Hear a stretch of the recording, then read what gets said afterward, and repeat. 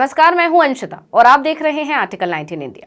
Bharatiya Janata party के महानुभव कह रही हैं कि अगर कर्नाटक में बीजेपी को नहीं जिताया तो पीएम मोदी के आशीर्वाद से वंचित रह जाओगे। अब बीजेपी के इन बयानों पर सवाल उठ रहे हैं कि खुद को जनता का सेवक बताने वाले पीएम भगवान कब से बन गए, जो अगर उनका आशीर्वाद नहीं मिला तो जनता के लिए अच्छा नहीं होगा। खैर, ये बयान अब बीजेपी के लिए मुसीबत बन गए हैं, क्योंकि कांग्रेस ने बीजेपी के खिलाफ मोर्चा खोल दिया है। पार्टी का कहना है कि बीजेपी कर्नाटक चुनाव हार रही है, इसलिए प्रदेश की जनता को धमका रही है, डरा रही है। इतना ही नहीं, कांग्रेस ने बीजेपी की एक रैली को मुद्दा बनाते हुए पार्टी पर भड़काऊ बयान देने और नफरत फैलाने का आरोप लगा दिया और बेंगलुरु के हाई ग्राउंड्स पुलिस स्टेशन में अमित शाह और बीजेपी के खिलाफ शिकायत दर्ज करवा दी। इससे पहले कांग्रेस ने बीजेपी से और खास तौर पर गृह मंत्री अमित शाह से माफी की मांग की थी। आप जानते ही हैं कि 10 मई को कर्नाटक में वोटिंग होनी है। जैसे जैसे मतदान की तारीख नजदीक आ रही है, राज्य का सियासी पारा गर्मा रहा है। सभी दलों की धड़कनें बढ़ी हुई हैं। खासकर बीजेपी ज्यादा परेशान है और उसका परेशान होना लाजमी भी है, क्योंकि राज्य की सत्ता में है। अगर सत्ता गई तो दक्षिण से बीजेपी का सफाया हो जाएगा। इसलिए दक्षिण में खुद को मजबूत करने के लिए पार्टी हर पैंतरा अपना रही है। वहीं कांग्रेस बीजेपी की कोशिशों पर पानी फेर रही है। इस उठापटक के बीच कांग्रेस ने बीजेपी पर गंभीर आरोप लगाया है कि बीजेपी डरा धमकाकर वोट मांग रही है। कांग्रेस का यह भी कहना है कि बीजेपी ने कथित रूप से भड़काऊ बयान दिया, दुश्मनी और नफरत को बढ़ावा दिया और विपक्ष को बदनाम करने का काम किया है। अब सवाल ये है कि कांग्रेस ने ये आरोप क्यों लगाया है, तो इसके लिए पहले उस वीडियो को सुन लीजिए जो कांग्रेस ने साझा किया है। सिर्फ विधायक बनाने का चुनाव नहीं है। आगे आइए, तीनों चारों लोग निरानी आओ आगे भैया। ये चुनाव सिर्फ चारों लोगों को विधायक मंत्री बनाने का चुनाव नहीं है। ये चुनाव है कर्नाटक के भविष्य को मोदी जी के हाथ में देने का चुनाव है। वीडियो में अमित शाह कह रहे हैं कि ये चुनाव कर्नाटक का भविष्य मोदी के हाथों में सौंपने के लिए है। अब अमित शाह के इसी बयान पर कांग्रेस ने गृह मंत्री को घेर लिया और माफी की मांग कर डाली। इस वीडियो के साथ कांग्रेस ने लिखा कि अमित शाह को माफी मांगनी चाहिए। उन्होंने न केवल कर्नाटक की पहचान बल्कि भारत के लोकतांत्रिक मूल्यों का भी अपमान किया है।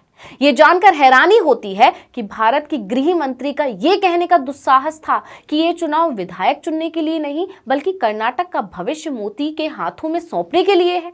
ये भाजपा की भ्रष्ट और तानाशाही मानसिकता को भी दर्शाता है। ये पहला मामला नहीं है। भाजपा आलाकमान ने बार बार 6 करोड़ 50 लाख कर्नाटक वासियों की भावनाओं को आहत किया है। इससे पहले जेपी नड्डा ने भी इस तरह की अलोकतांत्रिक टिप्पणी की थी, जिसमें कहा गया था कि अगर बीजेपी सत्ता में नहीं आती है तो कन्नड़ के लोग मोदी के आशीर्वाद से वंचित हो जाएंगे। पहले से ही अपनी हार स्वीकार करते हुए 40% कमीशन सरकार ने मतदाताओं को धमकाने का सहारा लिया है। चाहे कुछ भी हो, भारत के लोग कभी भी किसी को हमारे महान राष्ट्र के संघीय ढांचे के लिए खतरा पैदा करने की अनुमति नहीं देंगे। आपको याद होगा, अमित शाह 25 अप्रैल को कर्नाटक पहुंचे थे, जहां उन्होंने ये बयान दिया था। ये तो सभी जानते हैं कि बीजेपी हर राज्य में पीएम मोदी के चेहरे पर चुनाव लड़ती है, लेकिन इस बार तो अंदाज बिल्कुल अलग है। बीजेपी के तमाम दिग्गज ऐसे बता रहे हैं कि मानो पीएम कोई चमत्कारी बाबा हो। खैर, ये पहला मौका नहीं है जब कांग्रेस ने बीजेपी पर जनता को धमकाने का आरोप लगाया हो।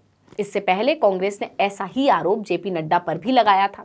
आपको याद होगा, 19 अप्रैल को जेपी नड्डा कर्नाटक के हावेरी पहुंचे थे, जहां जेपी नड्डा ने कहा था कि प्रधानमंत्री नरेंद्र मोदी के आशीर्वाद से कर्नाटक वंचित ना हो जाए। इसलिए मेरा आपसे निवेदन है कि आपको कमल को जिताना है और कर्नाटक के विकास को आगे बढ़ाना है।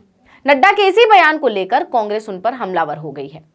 25 अप्रैल को जब प्रियंका कर्नाटक पहुंची तो उन्होंने नड्डा के बयान पर तीखा प्रहार करते हुए कहा था कि कर्नाटक को मौजूदा समय के किसी नेता के आशीर्वाद की जरूरत नहीं है और वोट नहीं देने पर प्रधानमंत्री नरेंद्र मोदी का आशीर्वाद नहीं मिलने की धमकी देना राज्य की जनता का अपमान है। वहीं इससे पहले 19 अप्रैल को जयराम रमेश ने जेपी नड्डा की उसी चुनावी रैली का एक वीडियो ट्वीट किया था।